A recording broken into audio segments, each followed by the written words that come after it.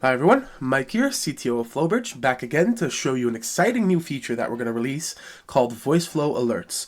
My apologies, I'm a little bit sick, so a little bit nasal here, but let's jump straight into it and I'll show you what's the power of this. So we have this text block in this test build that we have, which goes into this iframe, which is also one of the supported features within the FlowBridge web chat, but we'll go into that a little bit later. And then we have another text block, and then we have this new custom function called FlowBridge Alert. So if I click into that, you're going to see that there's one message variable here that we can populate. In this case, I've written the test build has got an error in it. And then it goes into the end step. So what this does is it sends to the FlowBridge backend that we want to send out an alert. Now let me show you what that actually looks like. So I have this set up over here, and if I click into it and just kind of write anything, it's going to trigger that build to start. And as it goes through and it hits that alert, if we go over to this Discord over here, you can see I've been testing. This is my test Discord.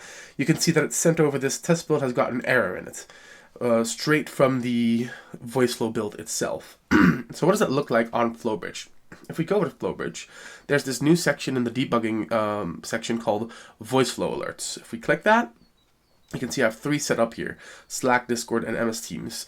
So we support all of the three platforms, Slack, Discord, and Microsoft Teams. If we create a new Voiceflow alert, we can select which channel we want it to go to.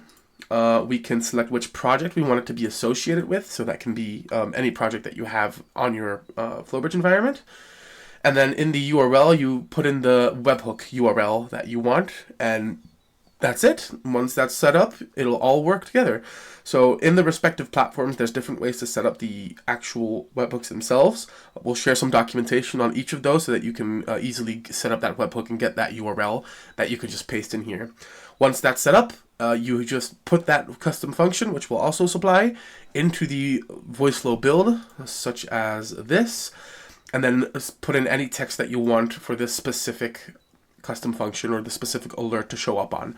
So why this is so useful is when you're actually supplying some build to your clients, you want to stay ahead of the game. If there's a specific API call that you have but that's failing, or maybe you're doing something different that has like the ability to fail, this way you can put in this alert function and hook it up to whatever kind of business communications tooling that you use, such as Slack.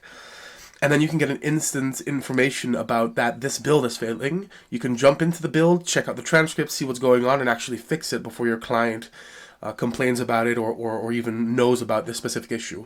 So in the example of an API call failing, you can put up this FlowBridge alert, hook it up to your Slack, and then every time the API call fails, you'll get a Slack message. You can set up the message saying, this API call is failing on build for company A. So you'll know exactly which company is failing, which build is failing. You can jump into the transcripts and fix the issue even before your client knows what's going on.